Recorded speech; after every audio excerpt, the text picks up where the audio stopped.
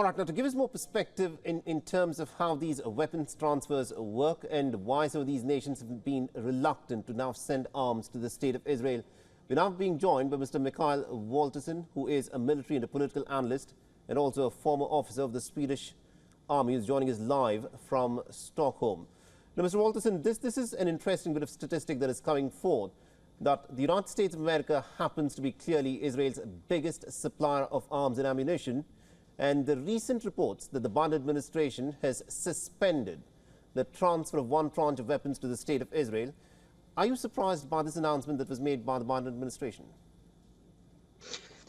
No, since the administration has already warned Israel that they would stop some of the deliveries and maybe much more than they already have stopped.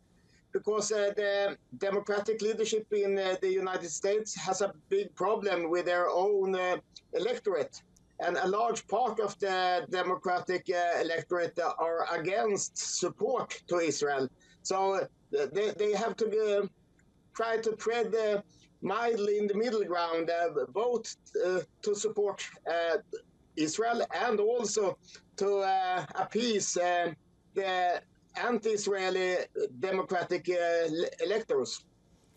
And, when these nations make these arms transfers and the sale of these weapons, are there any conditions that are put as to how these weapons would be deployed, in this case by the state of Israel? Because the allegation has been that Israel has not taken enough heed on not targeting civilians in the Gaza Strip, which is the reason why many of these nations are now saying that they've at least partially stopped sending weapons to Israel. The main thing, they haven't, when they did the deals, they didn't talk especially about Gaza, but they said that Israel must comply with the rules of war. And it can always, you can discuss what the rules of war are, but the attacks against civilians in Gaza has been seen by many in the West as a breaking of the rules of war. So it's also such a broad definition. So you can decide by yourself if Israel follows the rules or not. That's of course something that has made a lot of these nations extremely uncomfortable to send more weapons to the state of Israel.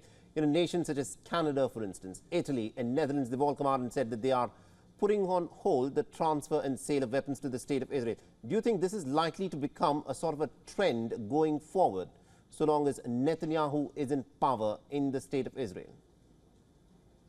Well, the dislike of the Israeli warfare against Gaza has been growing.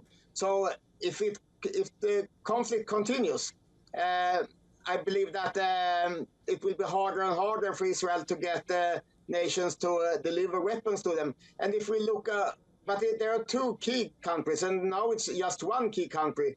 The others are so small. But Germany hasn't suspended these arms deliveries, but it has reduced the new permits after the new year.